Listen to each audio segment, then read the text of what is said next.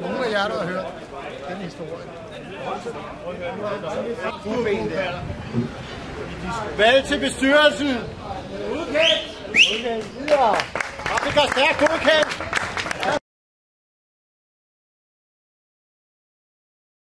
Den anden en. Kurt er op. Kurt er med.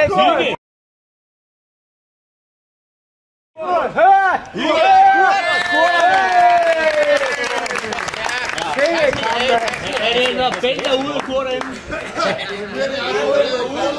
Han er født til det job. Kurt er den ene. Er der nogen, der melder sig? Der skal være to. Disco. Jens er her. Disco vil også gerne, for han har beklaget sig over noget. Og Disco, som ikke er her. Hun tager den. Disco. Ej, hvor går det hurtigt, at Disco var lukker det. Helt godt, mand. Tillykke, Disco. Så går vi til... Jamen, så er vi faktisk slut. Vi har lige haft eventuelt. Ej, det var surt alligevel. Jeg gider ikke at køre med ham.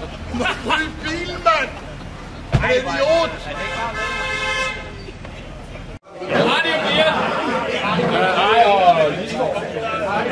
Så er kommet. Hardy, Brian.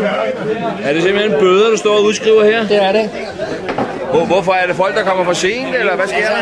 Der er blevet valgt nyt bødeudvalg. Ja. Man bliver nødt til at lægge linjen lige fra start af, for at vise, at man mener det her alvorligt, og man tager tingene seriøst. Og linjen ligger der hårdt, simpelthen fra starten. Det ligger der hårdt, simpelthen fra starten. Det gør vi simpelthen, fordi det handler om at vise synlig ledelse, og at det her sletland, det duer ikke. Det accepterer vi simpelthen ikke. Det er ikke den måde, det ja. Og det er den struktur, vi har valgt fra nu af. Jeg er blevet valgt ind. Hvem er det øvrige bødeudvalg, så? Der er Kurt. Der er Kurt. Og min ven Jens. Ja, det er jo dig. Så skal du lige... Det er jo dig.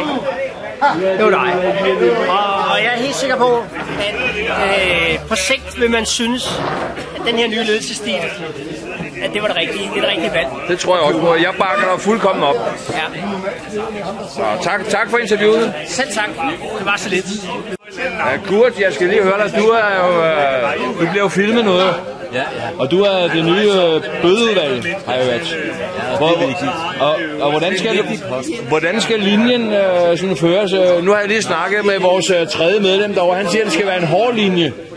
Jamen, jeg synes, at vi skal køre lidt hårdere linje, men en retfærdig linje til gengæld. Dem, der stod for det, var de største syndere. Det var syndere, ja. Ja, og de skal jo ind i kampen, og det koster måske lidt ved at skifte ud. Det kan være, det koster et par medlemmer, at der er kommet nyt bødeudvalg måske. Skidt, ja. Vi er jo trods alt stadig. Vi rører nok ned på 10-15 efter vi er overtaget. Der kommer nok også nogle hjerteslag og lidt blodpropper og lidt. Det er jo succes. Men tak for det, Kurt. Det er godt.